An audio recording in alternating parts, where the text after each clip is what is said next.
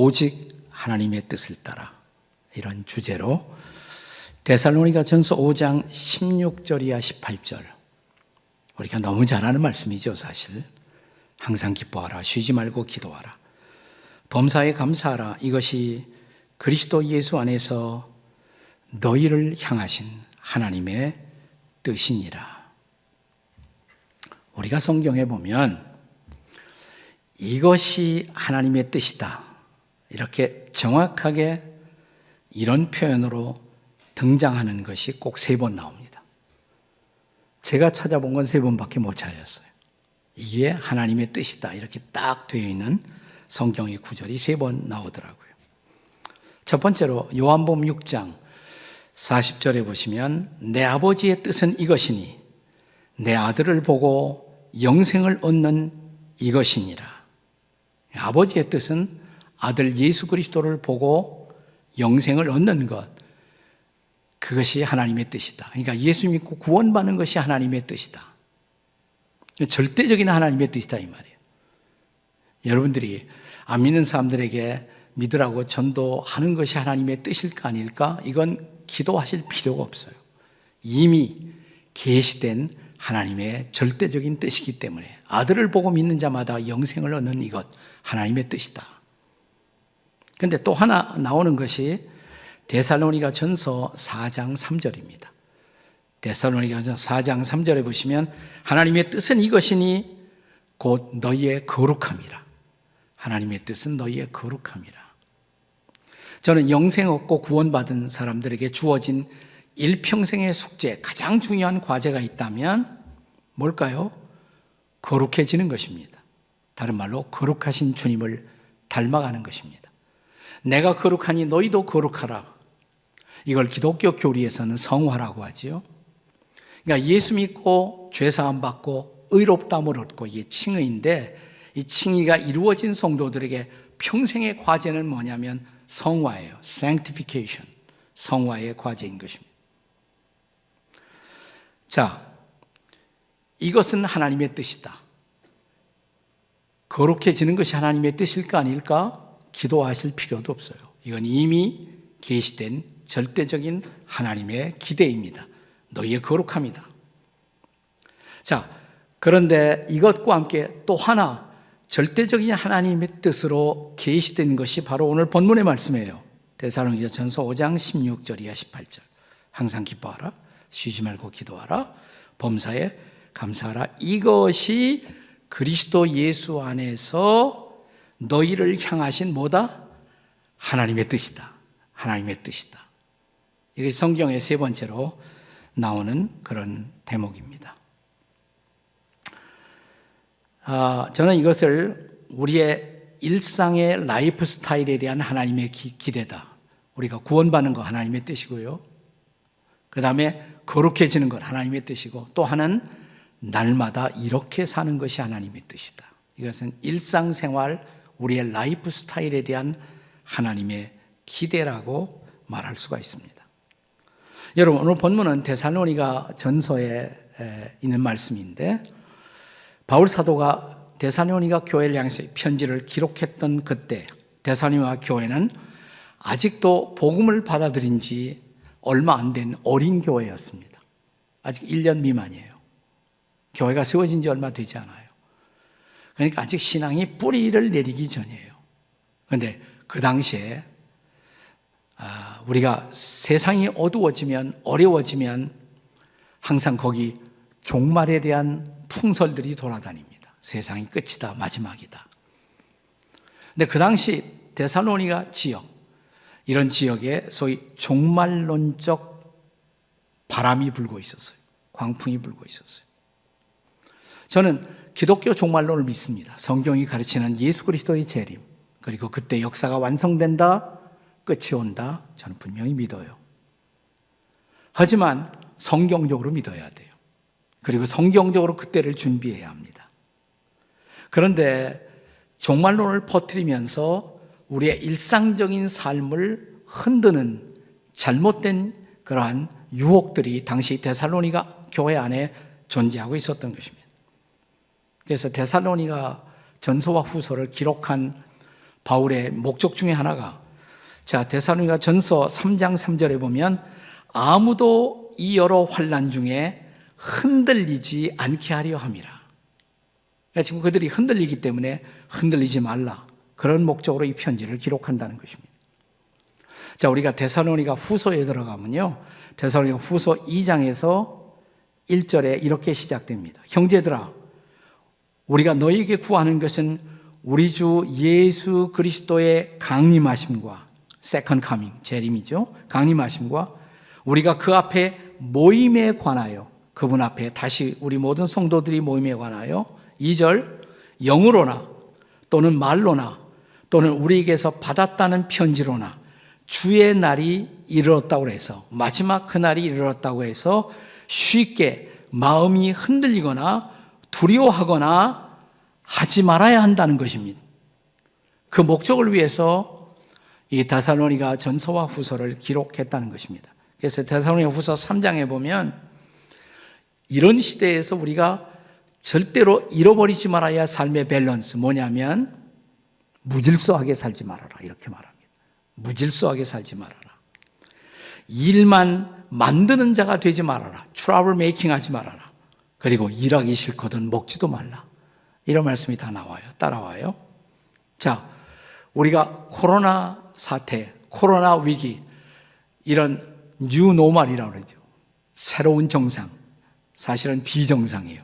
우리가 비정상적 위기의 시대에 비정상적 삶을 살 수밖에 없는 시대를 맞이하면서 제일 먼저 무너지는 것이 일상적 삶의 질서가 무너지는 거예요. 그렇죠? 옛날처럼 살지 못해요. 옛날처럼 교회도 가지 못해요. 옛날처럼 예배도 드리지 못해요.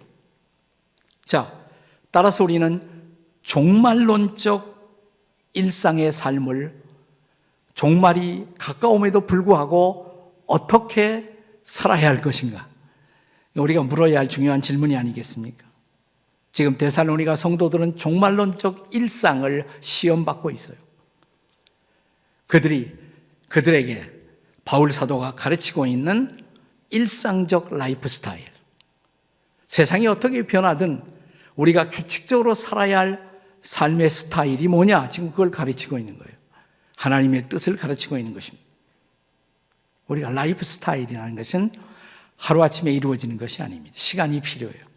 시간을 통해서 습관적으로 우리의 라이프 스타일이 만들어져 가는 것이죠. 제가 목회하면서 쉽지 않은 일 가운데 하나는, 목회자는 늘 성도들 앞에 이렇게 서게 되고 등장하니까 이 헤어스타일이 늘 고민이에요. 헤어스타일이 어떻게 해야 하나. 너무 짧게 깎고 나타나면 꼭 어떤 사람이 북한 인민군 같으시네요, 이렇게 말하는 사람도 있고, 그렇다고 너무 길게 하고 나타나면 꼭 히피 같으시네요, 이렇게 말하기도 하고. 그게 쉽지 않아요. 그래서 이발소, 요즘은 이제 미장원에서 다 합니다만, 미장원에 가면 또 물어본단 말이죠. 어떤 스타일을 원하세요? 무슨 스타일이에요, 스타일? 그냥 깎아주기만 하면 되지. 커트만 해주세요, 커트. 어떤 커트를 원하시는데요? 숄 컷? 롱 컷? 아니, 자르러 왔으니까 숄트겠지. 그러면 펌을 해드릴까요? 펌은 또 뭐예요? 파마. 그런 거 해드릴까요? 스타일이 많더라고요. 여러 가지 스타일이 있어요. 자, 그런데 헤어스타일은 조금 내가 원하지 않는 스타일로 되어도 나중에 가서 다시 교정할 수가 있어요. 언제든지. 근데 라이프 스타일이라는 것은 습관을 통해서 이게 픽스가 되면, 고정되면 라이프 스타일은 쉽게 바뀌지 않습니다. 그래서 라이프 스타일을 형성할 때 제대로 형성하는 것이 필요합니다. 자, 이 뉴 노멀 시대에 크리스천들의 라이프 스타일, 하나님의 기대, 하나님의 절대적인 뜻 가운데 하나가 뭐냐면 세 가지 삶을 기대하신다는 거예요. 자, 첫째로, 하나님이, 절대자이신 우리 하나님이 하나님의 백성들에게 기대하는 라이프 스타일. 첫 번째는 뭡니까? 항상 기뻐하는 삶. 따라서 하십시다. 항상 기뻐하라. 네, 옆에 사람 쳐다보시고 항상 기뻐합시다. 이렇게. 항상 기뻐하십시다. 이렇게. 네. 자, 뭐 기뻐하는 거야. 기뻐할 수 있죠. 기뻐하는 게 문제가 아니라 그 앞에 있는 단어가 문제예요. 항상 기뻐하라. 이게 문제란 말이죠. 뭐 좋은 일 생기면 기뻐하죠. 근데 문제는 항상 기뻐하라는 것이에요. 좋은 일이 생기지 않아도 기뻐하라는 것입니다. 이게 명령이에요. 지금 명령. 사실 여기 세 가지는 다 명령사입니다. 명령사인데 이 명령사에는 지속적인 의미가 들어가 있어요. 그러니까 항상 기뻐하라 하면 항상 계속해서 기뻐하라 이 말이에요. 쉬지 말고 기도하라가 쉬지 말고 계속해서 기도하라는 것입니다. 범사에 감사하라. 범사에 계속해서 감사하라는 것이에요. 자, 첫 번째 항상 기뻐하는 삶. 항상 기쁨의 삶. 저는 사람들이 인생이 사는 목적이 뭐냐 그러면 우리가 가장 많이 들을 수 있는 주변에서 대답은 행복하기 위해서 살죠. 그래서 우리 크리스천들도 행복을 추구합니다. 뭐 행복을 추구한다는 거 이 자체는 nothing wrong. 그건 잘못된 것은 없어요. 그러나 저는 행복이라는 것은 크리스천이 추구해야 할 가장 높은 가치라고 생각하지 않습니다. 제가 행복이라는 단어를 별로 저는 좋아하지 않아요. 행복하고 또 비슷한 단어 중에 행운, 행복이 온다, 행운이 나에게 찾아왔다. 우리가 영어로 보통 우리가 행복을 happiness라고 그러죠. happiness. 동사에서 나왔죠. happen. 우리 미국에 이민 생활하면서 그 단어 많이 쓰이잖아요. happen to be, 뭐 happen. happen은 우연히 발생하는 것. 그래서 우리는 우연히 찾아오는 행복, 우연히 찾아오는 행운을 기대하며 산단 말이죠. 근데 이건 성경적 삶의 가치가 아니에요. 저는 비슷하지만 더 성경적 가치를 포함한 행복보다 더 좋은 단어가 뭐냐? 저는 그게 기쁨이라고 생각해요. 기쁨. 기쁨의 삶을 살면 되는 거예요. 기쁨의 삶을 살면 행복한 거 아니에요? 그렇죠? 기쁨의 삶. 근데 크리스찬의 기쁨이라는 것은 세상이 추구하는 기쁨과 달라요. 우리는 언제부터 진짜 기뻐하는 삶을 살게 되었을까? 예수님 만났을 때부터. 예수님 만났을 때부터. 그 예수님을 만나면 우리에게 찾아오는 전에 없었던 기쁨이 있어요. 그 기쁨은 뭐냐면 구원의 기쁨이에요. Joy of salvation. 구원의 기쁨. 내가 죄 사함 받고 구원받은 기쁨. 이건 예수 믿지 않으면 절대로 우리가 경험할 수 없고 맛볼 수 없었던 그런 기쁨이잖아요. 그 기쁨이 우리를 계속 지배해야 돼. 기쁨이 계속 지배해야 돼. 네. 자, 요한복음 15장, 우리가 흔히 요한복음 15장을 포도나무 비유의 장 이렇게 말하죠. 나는 포도나무요, 너희는 가지니. 가지가 된 신자들이 포도나무이신 주님께 붙어 있어서 맺어야 할 열매. 자, 그 중에 가장 중요한 열매로 요한복음 15장이 강조하는 것이 뭐냐? 요한복음 15장 11절에 보시면 내 기쁨이 너희 안에 있어 그랬어요. 내 기쁨이 너희 안에 있어. My joy. 너희 안에 있어. 너희의 기쁨이 충만하게 하려 함이라. 그 기쁨의 열매가 맺어지면 그게 진짜 행복한 인생이 아니겠습니까? 자, 그런데 가지가 포도나무에 붙어 있지 않으면 열매가 없어요. 이건 무슨 얘기냐면 나와 하나님 사이의 관계가 잘 정립되어 있어야 돼. 나와 하나님의 관계가 비틀어지면, 이 관계가 어긋나면 열매가 사라져요. 기쁨이 흔들려요. 우리가 주님 앞에 받았던 구원의 기쁨도 흔들릴 수가 있는 거예요. 여러분, 구약 성경에 다윗 잘 아시죠? 하나님의 마음에 합한 사람 다윗. 다윗이 범죄했어요. 참회의 기도를 드립니다. 다윗의 유명한 참회의 기도 시편 51편인데 여기에 보면 다윗이 이런 기도를 합니다. 주님, 이제 저에게 구원의 즐거움을 회복시켜 주세요. 구원의 즐거움, joy of salvation, 구원의 기쁨, 그 구원의 기쁨을, 즐거움을 회복시켜 주시옵소서. 이렇게 기도한단 말이죠. 그러니까 크리스찬들이 예수 믿으면 구원받는데, 자, 구원받은 증거가 뭐냐면 구원의 기쁨이 있어. 구원의 즐거움이 있어. 근데 크리스찬이 범죄하면 어떻게 되느냐? 구원이 없어지지는 않아. 구원을 잃어버리는 것은 아니에요. 근데 구원의 즐거움, 구원의 기쁨이 사라질 수가 있는 거예요. 그러니까 중요한 것은 뭐냐면 나와 하나님 사이의 관계가 제일 중요한 거예요. 항상 기뻐하는 삶. 그러니까 하나님과 항상 바른 관계 속에 있으면 그 기쁨이 항상 우리를 지배하는 거예요. 항상 기뻐하는 거예요.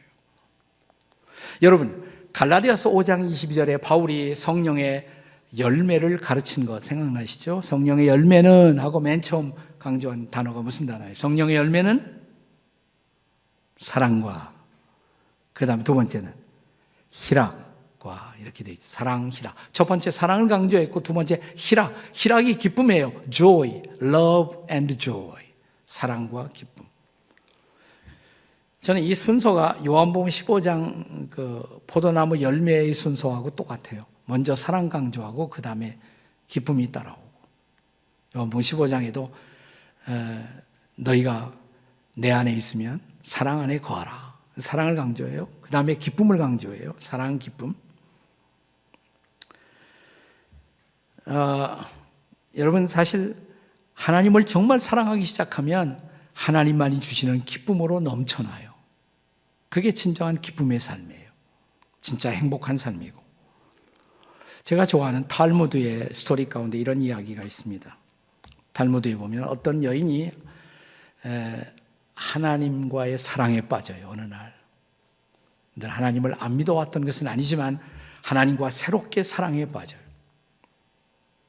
사랑에 빠지자 기쁨이 막 넘쳐.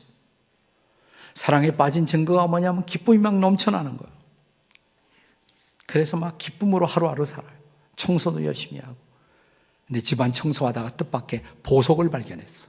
자기 집안에 깊은 곳에 굴러다니던 보석을 하나 발견했어. 아니, 하나님과 사랑에 빠져서 행복한데 다이아몬드 보석까지 발견했으니 얼마나 더 기쁘겠어요. 아, 이런 횡재도 들어오고 이게 웬 기쁨인가 도대체. 그래서 이제 한 번은 이제 여행을 떠나게 돼요. 이 여인이 자매가 이제 여행을 떠나는데 여행길에서 만나는 사람마다 자기 스토리를, 자기 간증을 얘기하는 거죠. 내가 하나님과 사랑에 빠졌더니 너무너무 기쁨이 충만하고 거기다가 청소하다가 보석까지 발견했다.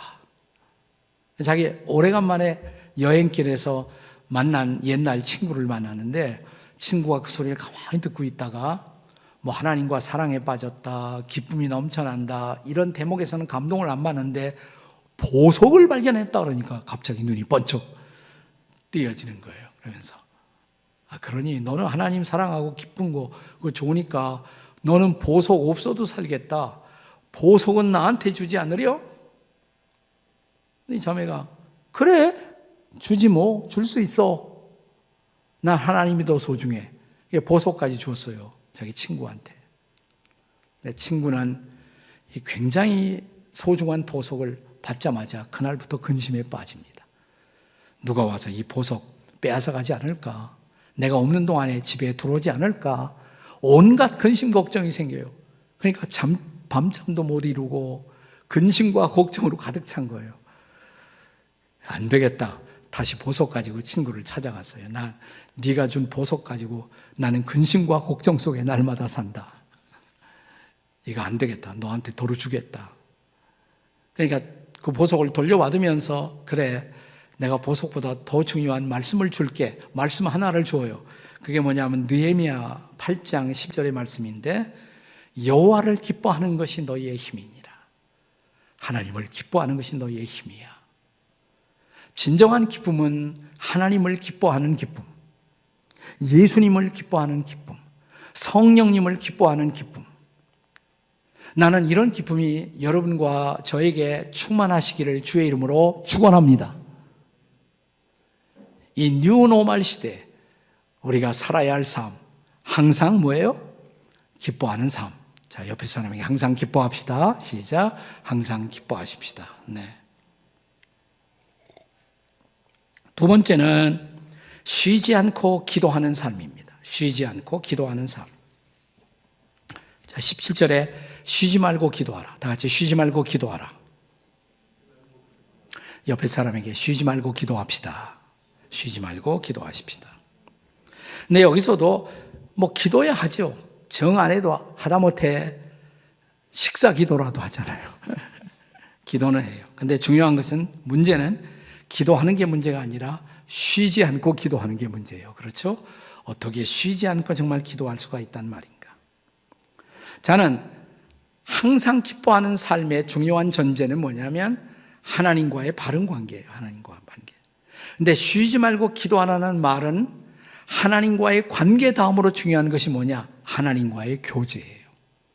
하나님과의 관계, relationship with God. 그 다음 중요한 것이 뭘까? fellowship with God. 하나님과의 교제. 우리가 쉬지 않고 기도한다는 것은 내가 쉬지 않고 하나님과 교제한다는 것을 뜻하죠. 기도가 없어졌다? 크리스찬인데? 아니, 기도가 메마르고 있다? 하나님과의 교제를 내가 등한히 하고 있다는 증거라고 할 수가 있습니다. 옛날 우리의 신앙의 선배들 가운데는 이 말씀을 쉬지 말고 기도하라는 말씀을 문자 그대로 순종하려고 노력했던 우리의 선배들이 있었어요. 어떻게 쉬지 않고 기도하지? 정말 어떻게?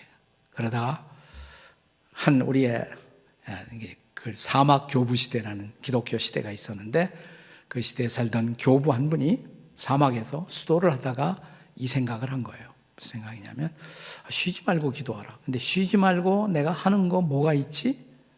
여러분 쉬지 않고 하는 거 있어요. 지금도 뭐 하고 있어요? 숨 쉬고 있잖아. 네, 숨 쉬고 있어. 맞아. 내가 쉬지 않고 숨 쉬고 있잖아. 그러면 숨 쉴 때마다 기도하면 되겠네. 숨 쉴 때마다. 그래서 숨 기도라는 것을 사막 교부들이 만들었어요. breath prayer. 숨 기도, 숨 기도. 근데 그렇다고 해서 뭐 밥도 안 먹고 하루 종일 숨 쉬면서 계속 기도한다는 말이 아니라 하루에 자주 우리가 숨을 쉬는데 의도적으로 쉴 필요가 있어요. 의도적으로. 사실 의도적으로 숨을 쉬면 건강에도 좋아요. 그냥 보통 숨이 이렇게 숨을 우리가 들이마시고 또 내뱉고 들숨, 날숨 하잖아요. 그걸 의도적으로 한번 해봐요. 자, 숨을 들이마셔 보세요. 다 같이. 정지, 숨을 내쉬어요. 이렇게 숨을 들이쉬고 내쉬면서 짤막한 기도 한마디 하기. 짧은 기도, 긴 기도가 아니라 짤막한 기도. 그러니까 이렇게 의도적인 숨을 쉴 때마다 짤막한 기도 한마디 하기. 그러니까 숨을 내쉬면서 주님, 저 피곤해요. 도와주세요. 한마디. 자, 또 숨을 내쉬면서 주님, 지혜 주세요. 이거 어떻게 처리하면 좋아요? 지혜 주세요. 한마디. 이렇게 짤막하게. 이런 기도를 숨기도를 자주 하자 이 말이에요. 숨기도. 자주 할 수 있잖아요. 그러니까 뭐 숨 쉬는 거, 의도적으로 숨 쉬는 거, 이건 뭐 어디서나 할 수 있고 어디에서나 할 수가 있고, 그렇죠? 운전하다가도 할 수 있고. 네.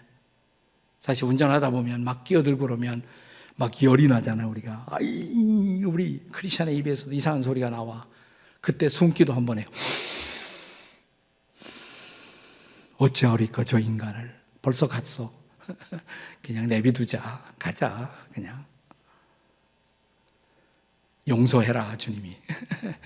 이 숨기도. 제 아내는 이 숨기도를 거의 이제 한 15년 이상, 한 20년 가까이 지금 해오고 있어요. 근데 우리 집에 여러분이 오시면 가끔 이런 광경을 볼 수가 있을 거예요. 우리 부부도 살다 보면 서로 열받을 때가 있잖아요. 싫은 소리 할 때가 있고. 그럴 때 저희 집에서는 이따금씩 제 아내와 제가 동시에 숨을 쉴 때가 있습니다. 저 여자 어찌하오리까? 사랑해라. 네가 참아라. 예, 알겠습니다, 주님. 우리가 숨 쉴 수 있는 여유 한 번, 숨 쉬면서 기도할 수 있는 여유 한 번만 가져도 인생이 달라져요. 인생이. 근데 우리가 그런 인생을 못 살고 있잖아요. 그래서 이 사막 교부들은 숨쉬기와 기도를 연결시켰어요. 이게 숨기도예요. 숨기도. 조금 더 세월이 지나가면서 유명한 어거스틴이라는 우리의 신앙의 선배는 어거스틴은 숨기도 대신에 뭐 같은 내용인데요. 숨기도를 화살기도다 그랬어요. 화살기도. arrow prayer. 한때 옛날 그 활 시위, 화살을 많이 사용하던 옛날엔 이 화살을 쏘는 것으로 통신을 했어요. 서로 통신을. 예, 활에다가 종이 조각 같은 걸 이렇게 매 갖고서 던지면 활 시비가 날아가면서 꽂힐 때 거기에 메시지가 온단 말이죠. 메시지가 와요. 그래서 이 숨기도를 다른 말로 화살기도와 같은 것이다. 화살기도.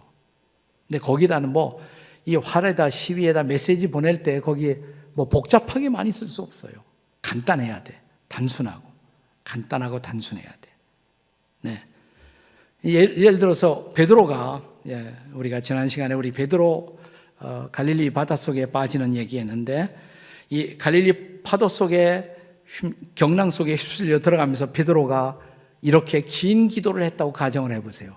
전지전능하신 하나님 아버지, 제가 지금 물속에 빠져 들어가고 있사오니 그랬다가는 이미 벌써 그냥 난리가 날 거예요. 그렇게 기도했을까요? 베드로가 어떻게 기도했어요? 살려주세요 주님, Save me, O Lord. 살려주세요. 이 짤막한 한마디. 그거 기도예요, 기도 아니에요? 기도예요. 기도가 꼭 길어야만 기도가 아니에요. 짤막한 기도. 근데 이런 기도를 자주 하는 것, 그게 화살기도와 같다 이 말이에요. 화살기도. 예수님과 함께 십자가에 매달렸던 강도가 죽어가면서 저를 기억해 주세요. 당신의 나라 임할 때 저를 기억해 주세요. Remember me, O Lord. 주님 기억해 주세요. 저 살려주세요. 지혜 주세요. 저 힘들어요. 이런 기도 얼마든지 할 수 있다 없다? 할 수 있죠. 우리 한국에서 요즘은 이제 기도원 가는 사람들도 옛날처럼 많아지지 않았는데요. 우리가 힘들고 어려우면 막 기도원 찾아가서 기도하고 그랬어요. 그렇게 옛날 기독교 역사를 읽어보면 수도원이 한참 성행할 때 많은 사람들이 수도원에 들어가서 평생 거기서 수도하는 수도사들도 있지만 일반 교인들도 간단 말이에요. 거기서 짧게 며칠, 길게 몇 달씩 있으면서 거기서 기도를 다시 배우고 충전하고 다시 나오는 경우들이 있어요.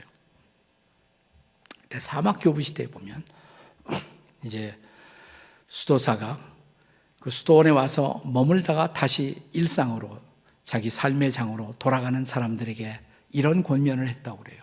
수도원에 가면 종을 울려요. 종을 울려. 많이 울리는 수도원에서는 하루에 8번 종을 울려요.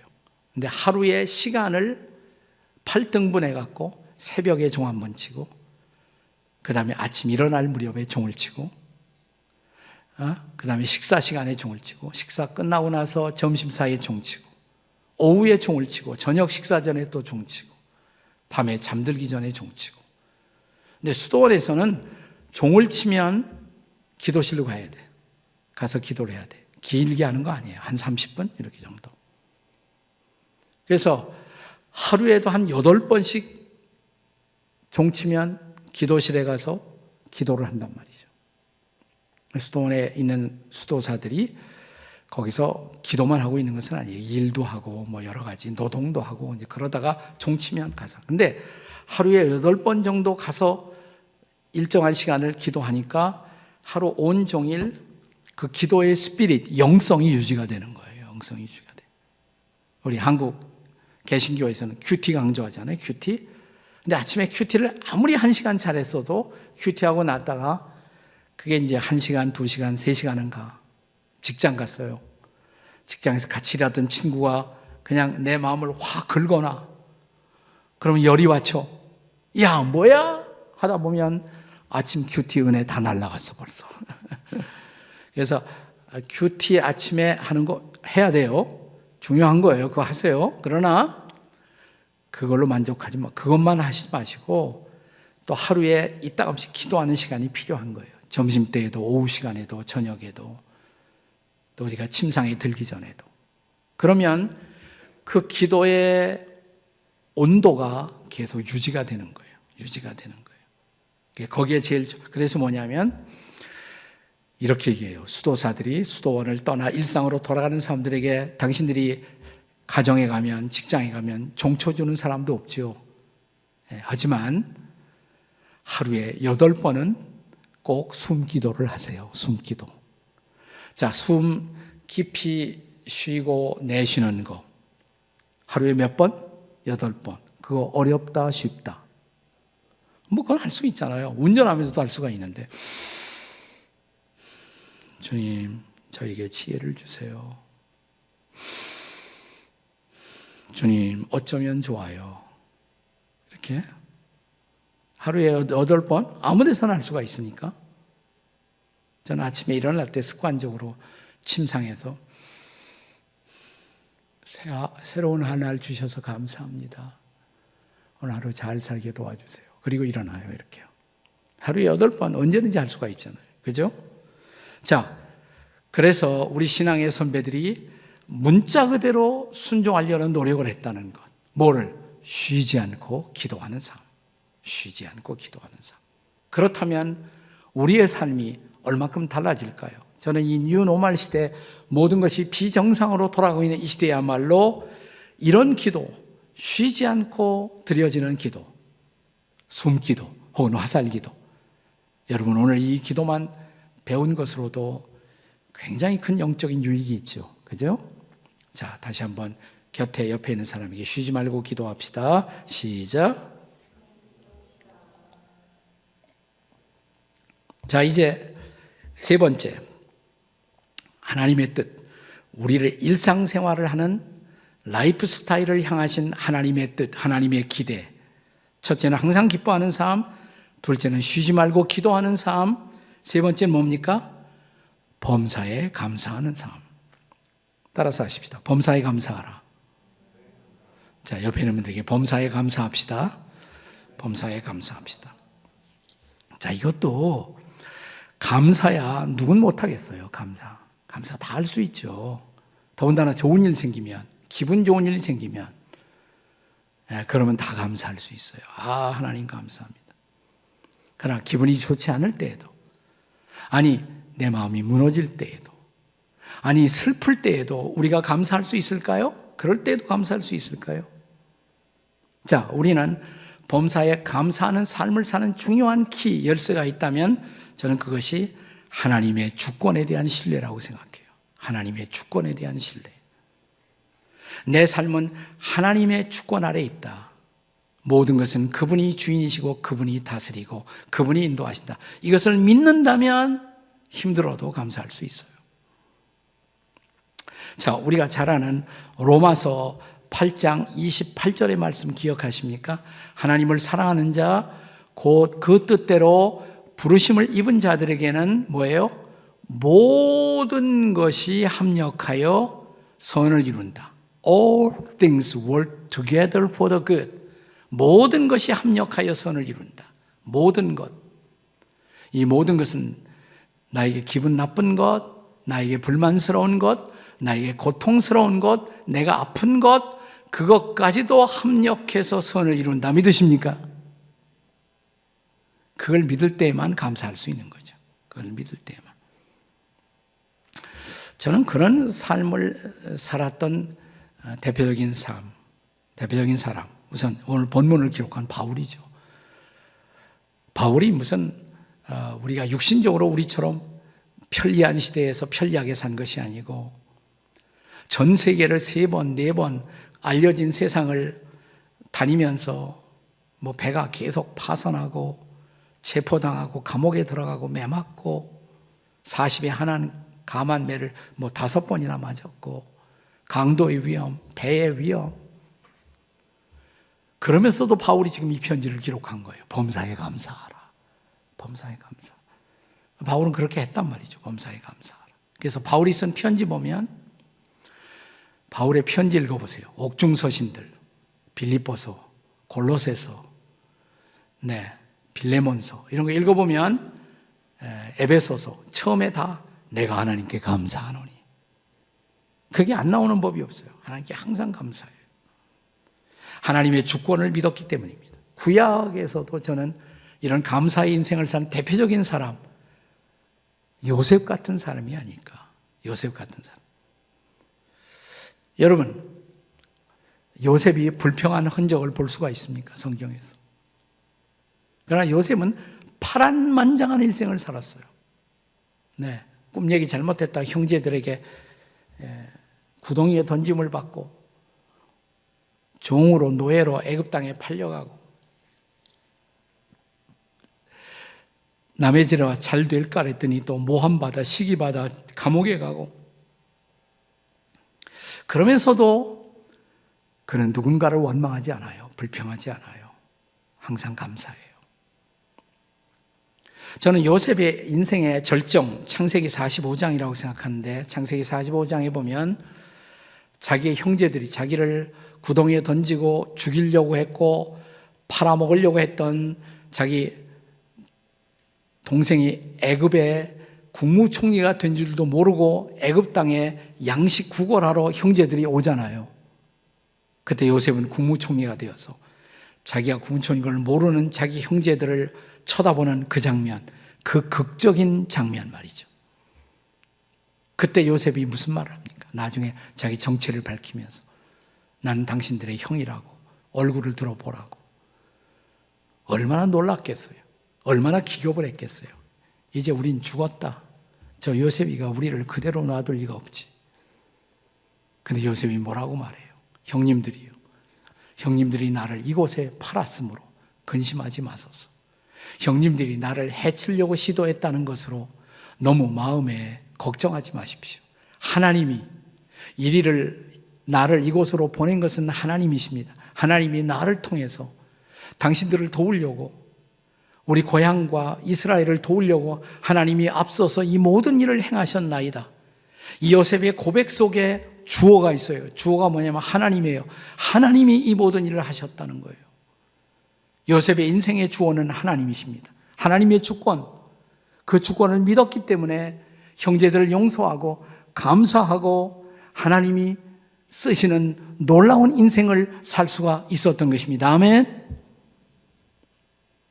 인생은 항상 우리 뜻대로 그렇게 굴러가는 인생이 아닙니다. 내 뜻대로 되지 않는 상황들이 많습니다. 그러나 성경은 묻습니다. 본문은 묻습니다. 그래도 우리는 범사에 감사하며 살 수가 있는지. 왜? 주님이 감사를 명하셨잖아요. 범사에 감사하라. 이것이 그리스도 예수 안에서 너희를 향하신 하나님의 뜻이니라. 오직 하나님의 뜻을 따라 살고자 한다면, 그리고 우리의 인생이 하나님의 주권 아래 있음을 믿는다면, 그때 우리는 감사하고 그리고 하나님께 영광을 돌릴 수가 있다는 것. 그래서 과거의 종교개혁자들이 오직 믿음으로 살았고 그들은 오직 하나님께 영광을 돌렸어요.